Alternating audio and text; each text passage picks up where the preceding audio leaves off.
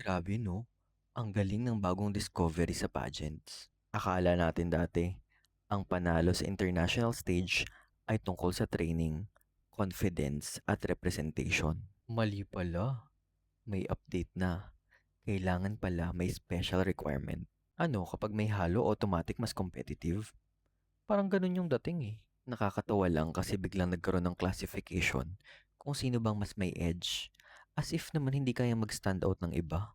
Pero wait lang, bago tayo madistract sa ingay, let's give credit where credit is due. Kasi napakarami rin namang full-blooded Filipinos ang lumaban sa international stage at nakaabot sa pinakamataas na level.